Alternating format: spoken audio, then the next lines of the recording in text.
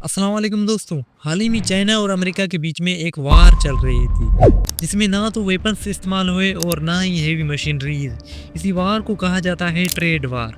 असल में कहानी ये थी कि 2 अप्रैल को डोनाल्ड ट्रंप ने 34% का टैरिफ चाइना पर लगाया था।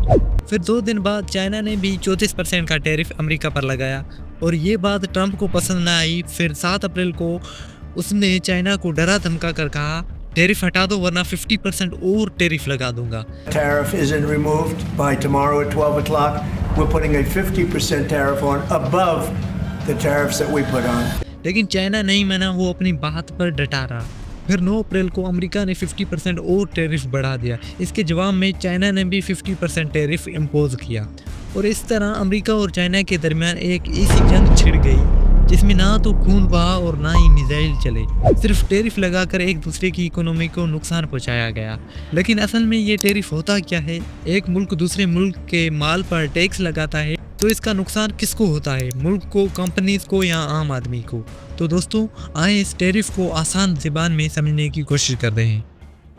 सो एज ऑलवेज बेसिक से शुरू करते हैं। ये टैरिफ क्या होता है? टैरिफ एक किस्म का टैक्स होता है जो दूसरे मुल्क से इंपोर्ट की गए सामान पर लगाया जाता है। मिसाल के तौर पर चाइना और पाकिस्तान दो ममालिक आपस में तिजारत यानी ट्रेड करते हैं। दोनों कंट्रीज एक दूसरे को मोबाइल फ़ोन सेल करते हैं। फिर एक दिन चाइना के पास एक ऐसी टेक्नोलॉजी आती है जिससे वो कम से कम टाइम और थोड़ी सी बजट में मोबाइल फ़ोन बना लेता है। अब दोनों कंट्रीज मोबाइल फ़ोन बनाती है, लेकिन फ़र्क ये है कि पाकिस्तान एक मोबाइल 200 रुपये में बेचता है और चाइना उसी मोबाइल को 100 रुपये में बेचता है, क्योंकि उसके पास टेक्नोलॉजी है। अब आप सोचें लोग कौन सा मोबाइल खरीदेंगे? ज़ाहिर बात है चाइना वाला खरीदेंगे, चाहे वो पाकिस्तान में रहते हो या चाइना में। अब इससे पाकिस्तान को नुकसान होने लगता है। लोग पाकिस्तान का मोबाइल नहीं खरीदते, चाइना का ज़्यादा खरीदते हैं। इसी प्रॉब्लम को मद्देनज़र रखते हुए हुकूमत पाकिस्तान चाइना के मोबाइल पर 100 रुपये का एक्स्ट्रा टैक्स लगाएगा। तो इससे दोनों कंट्रीज़ के मोबाइल फ़ोन की कीमत इक्वल हो जाएगी। फिर लोग दोनों मोबाइल खरीदेंगे। इसी टैक्स को टैरिफ कहा जाता है। टैरिफ हर इम्पोर्टेंट सामान पर लगाया जाता है। इलेक्ट्रिकल डिवाइस से लेकर कपड़ों तक 20 से 30% का टैरिफ लगाया जाता है। टैरिफ लगाने के मेनली 2 रीजन्स होते हैं। नंबर 1 है गवर्नमेंट के रेवेन्यू को बढ़ाना। टैरिफ भी दूसरे टैक्सेस की तरह सरकार की कमाई का एक जरिया है। फॉर एग्जाम्पल, अगर पाकिस्तान एक इम्पोर्टेड कार पर 30% टैरिफ लगाता है, अगर कार की असली कीमत 20 लाख है तो टैरिफ की वजह से सरकार को 6 लाख रुपए डायरेक्ट इनकम मिलती है। और दूसरा है लोकल इंडस्ट्रियल सिस्टम को बचाना।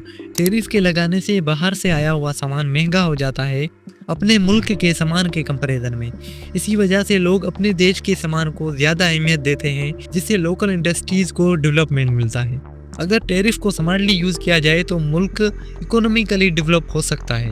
मिसाल के तौर पर साउथ कोरिया का ये देश 80s और 90s के दौर में साउथ कोरिया के फार्मर्स बहुत सारे मसाइल का सामना कर रहे थे, क्योंकि उनके पास मॉडर्न टेक्नोलॉजी नहीं थी। तो जिस कीमत में वो चावल अपने देश में बेच रहे थे, तो इससे कई कम कीमत से थाईलैंड, अमेरिका और वियतनाम जैसे ममालिक से इंपोर्ट किया जा सकता था। अब साउथ कोरिया की सरकार ने अपने फार्मर्स को बचाने के लिए टैरिफ को बड़े स्ट्रेटेजिकली यूज़ किया है। उन्होंने कहा कि अगर हम सर्टेन लिमिट से ज़्यादा चावल इंपोर्ट करते हैं तो उस पर 500% से भी ज़्यादा टैरिफ लगाया जाएगा। तो इससे हुआ क्या कि बाहर से आने वाले चावल महंगे हो गए और देश के किसानों को मौका मिल पाया कम्पिटिटिव रहने का। धीरे धीरे उन्होंने अपनी मॉडर्न टेक्नोलॉजी पे काम किया। उन्होंने इंफ्रास्ट्रक्चर और एजुकेशन को भी बेहतर किया और फिर कुछ समय के बाद उन्होंने टैरिफ कम कर दिया। तो यहाँ पे सोचिए, अगर साउथ कोरिया की सरकार ने टैरिफ ना लगाया होता तो पूरा एग्रीकल्चर सिस्टम डिस्ट्रॉय हो जाता और इकोनॉमी बहुत ही नीचे गिर जाती।